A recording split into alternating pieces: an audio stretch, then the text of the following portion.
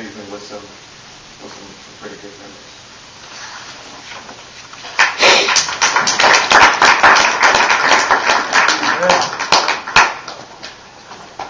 Now we'll do the eulogy brought by his brother, Zine.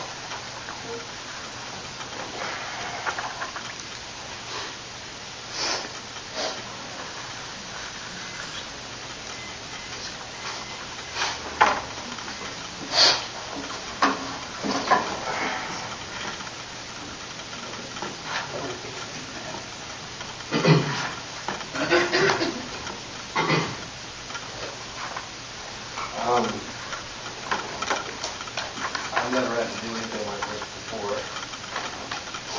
So this is better than me.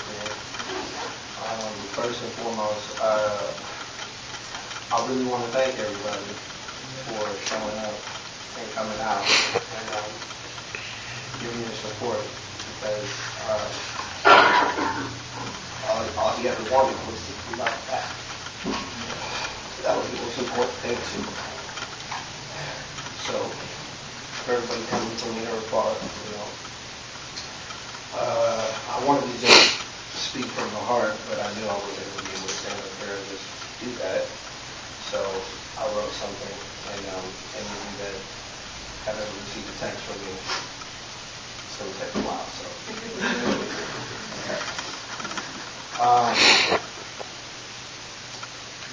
as my brother would probably say, Molly, you're always so late. You'd be late tomorrow. No. And I was. But he knows why.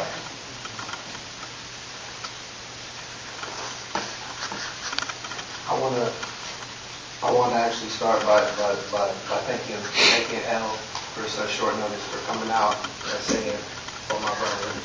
He would have flipped out if he knew that she was singing at his thing, seriously. Okay.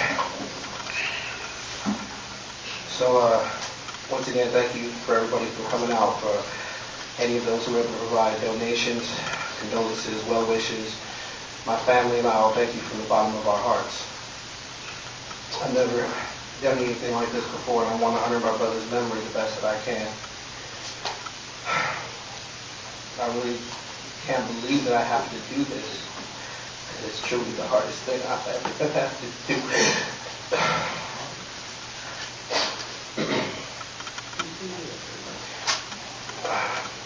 His name was Deverrin Lloyd Jackson. Deverrin is the 1,141,513th most common name in the United States. There was only one person in the U.S. with that name. That's how unique he was. He was a Pisces, just like me, and just like our mother.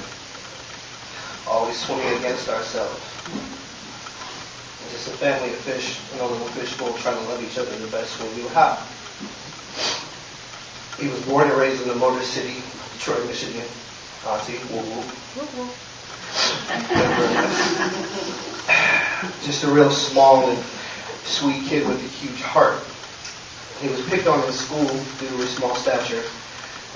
One story in particular that my auntie could recall was when they just moved to the new area with my grandparents. This one boy decided to terrorize my brother relentlessly to the point that he told my grandmother, and as it was told to me, her advice was, quote, "If they mess with you next time, pick up the books and you can find them where they're behind out."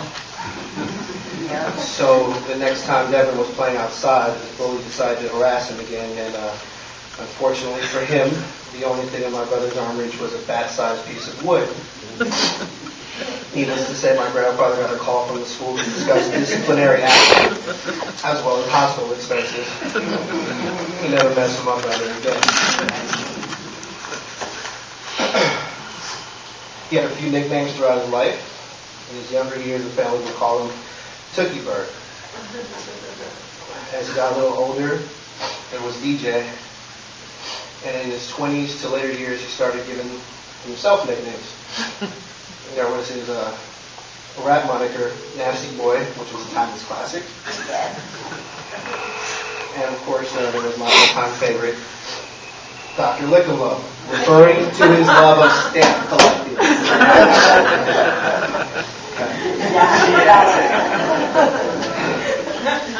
But most remember him by the names son, brother, nephew, cousin, homie, and simply Jay. My brother loved to laugh above anything else. He truly did have the best and widest smile I've ever seen to this day. It was infectious. You couldn't help but smile back. He was a fantastic artist. He used to do all the window signage on all the local gas stations, grocery stores, and retail shops in the West Hills area during the holidays back when he was in high school. That was my brother. Talented, but always willing to hustle. I don't even know how many tattoos he's done for people over the years. All I know that he did all of them with love. He loved to dance, either with his clothes on or without them, as various sources have been prior to me. He loved roller coasters and amusement parks. His favorite fruits were cheeseburgers and pizza. Yeah. I remember the first thing he wanted when he got out of prison was a cheeseburger, and then a plate of my dad's cooking, which he enjoyed to the fullest. Even though he wrestled and ran track in high school, he didn't care much for sports, and I always told him it was because his uncoordinated body parts couldn't play them. He would just laugh and say, "Good one, bro, but let's talk about girls now." He was a huge fan of hip-hop, especially West Coast rap, Too Short, Eazy-E, and of course his all-time favorite, Ice Cube. And I mean the no Vaseline Ice Cube, not Are We There Yet, O'Shea Jackson. He even wrote his own rhymes and aspired to have them heard one day. So I want to read one of them for you. Don't worry, Mom.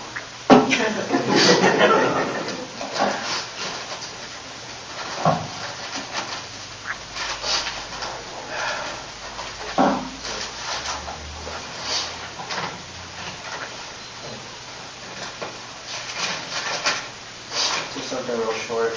He wrote this to me when he was, I wrote him a song that I put together, and I didn't have a chorus.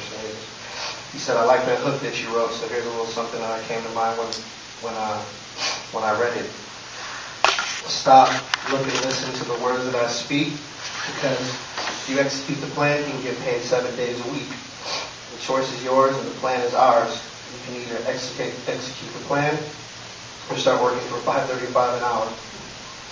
So make a choice, my dear little bro, because like you told me before, I'm nothing but a blank. So if this is true, then I'm certain to get laid, but at the same time, you can bet I'll be getting paid."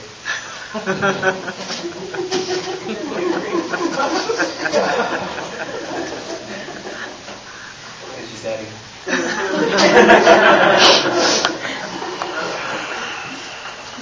He had a couple trademark quotes and phrases that I can recall. He would always say, "Really though," and feel me, to put emphasis on what he was talking about. And he used to refer to, let's call them more attractively challenged girls as chicken heads and mud ducks. His expertise on relations with the opposite sex were epitomized with such gems as, "A woman is like a rose. She's beautiful to look at, but watch out for her thorns." As well as, "Most women ain't no good, only good looking." And my personal favorite, "If she has the finance, she can afford the romance." Life lessons, kids. Not you.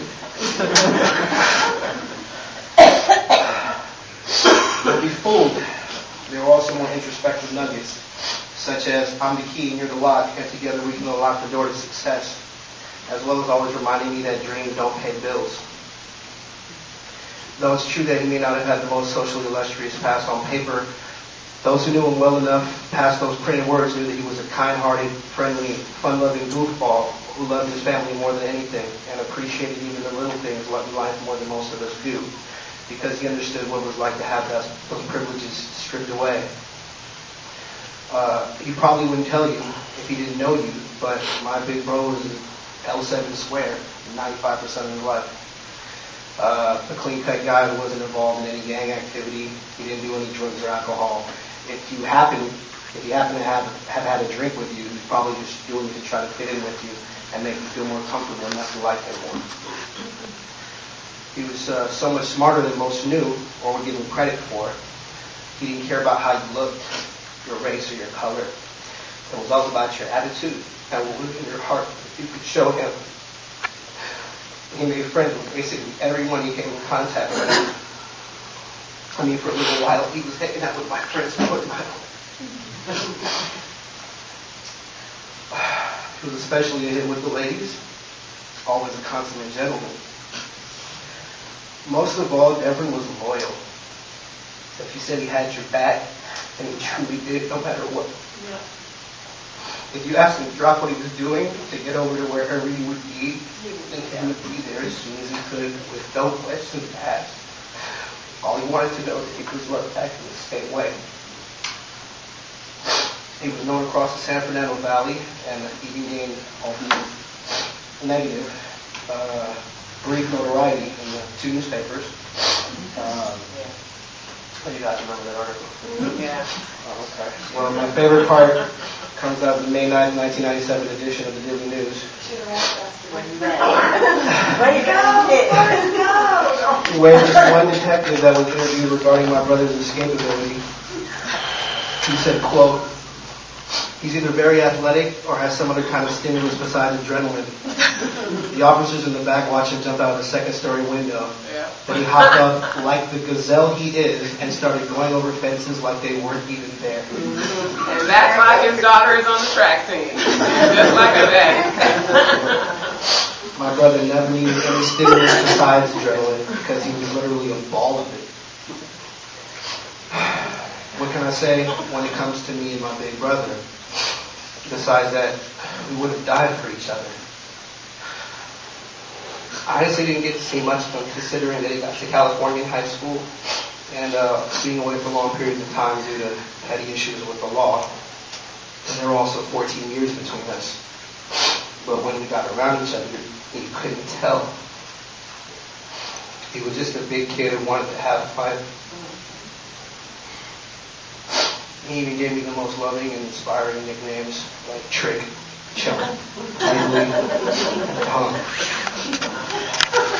And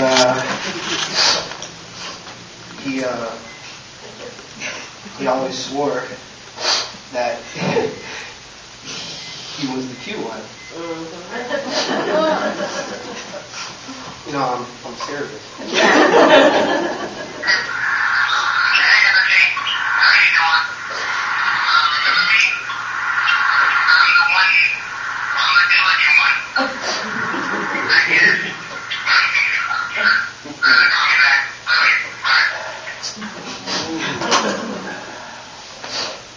He would never let me forget that he loved me and that he was constantly thinking about me, even in the situation that he was in being locked down.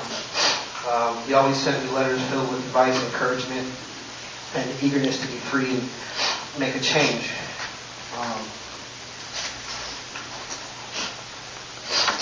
September 5th, 99.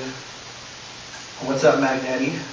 Well, another day has passed me by and still it seems like forever since we last spent time together. Sometimes I sit within the quietness of my cell and think about all the good moments that we shared together. And then I start to think about all the good moments that I'm missing out on. You're at the age where I should be there and be the big brother that I'm supposed to be. But look at me and look at you. Look at me now, stuck like Chuck. But I'm not worried. I know that I'll get out, but I just wish I would do it soon. Sooner than I think. There's so many things that I'm missing I'm missing out on getting to see my daughter grow up. Each day that goes by stressing me out knowing that she doesn't know who her daddy is. Right now, it has a mental effect on her, but soon she'll realize that something is missing in her life when the other kids in school start talking about their daddies. Then she'll realize that I'm missing. Well, tell me, little bro, tell me what's been going on with your homies these days. If you found anyone special. If so, let me know all the details, you know? You know how we do it. Anyways, I want you to know just because I'm not out there spending time with you doesn't mean that's the end of the world. I will get out one day, and when that day comes, you bet it'll be the beginning of the first day of our success. So I hope that you're doing the best in school because believe it or not, education that you learn now will pay off in the future. Believe me when I say this because it's true, because there are dudes in their 30s and 40s who can't even read, write, or even spell. And you have more education than them at your age. And I want you to continue to learn because it will help you in the future. Well, little bro, I guess I'll end this letter, but you're always on my mind and in my prayers. So stay sucker free. Take care. Love always, big bro. Everyone who knows me well enough, I'm sure can remember how excited I was when my brother was coming home. You know who seemed to get even more excited? California Highway Patrol. I had my car for about a year, and I never even pulled over once. And on the way back home from picking my brother up from prison, I was pulled over 3 times. And I was all worried that they would mess with him for nothing, but my brother, as usual, was his goofball self. During the first stop, the officer asked me for my license and registration, and I handed it to him. And he looks over at my brother, and he asks who he is. And Deverrin replied, Deverrin Jackson, newly released inmate. How's it going? Seems a little too soon for me going back, doesn't it? And I will miss and remember many things. The animated way he would describe things, his real old school advice,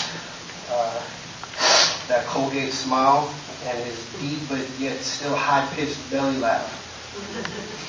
And coincidentally, the thing I'll miss the most is one of the main things that he did that annoyed me. I'd come home from somewhere at 3 a.m., walk into my building, walk through the hallway door, and just see my brother sitting by my door waiting for me. And it was never anything important. He just hadn't come around in a while and wanted to see me. And I always tell him this can wait till morning and try to get him to leave as soon as possible. Now I'd give anything in the world just to come home and walk in the hallway and see him sitting there, smiling like a damn idiot. The way I will forever picture my brother was the way that he was when he was happy, if only for a short period of time. Rolling down the street in a clean Cadillac, all white walls and spokes, braided up, wearing a white beater, bumping Ice Cube, and lighting up the world with a smile because he was a brand new daddy.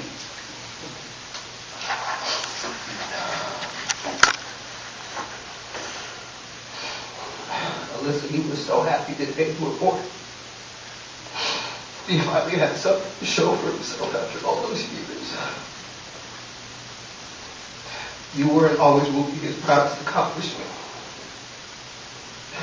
He loved you more than life itself, and he wanted to be there for you as much as he could. But sometimes life is hard on us, and a lot of times it's just not fair. He endured what equates to a lifetime of pain.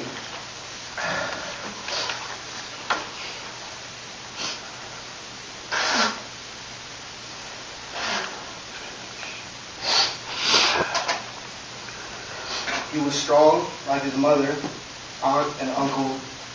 He was strong like his mother, aunt, and uncle made him. He was a survivor and a soldier. His life was basically right off the page of one of Tupac Shakur's Book of Rhymes, minus the violence.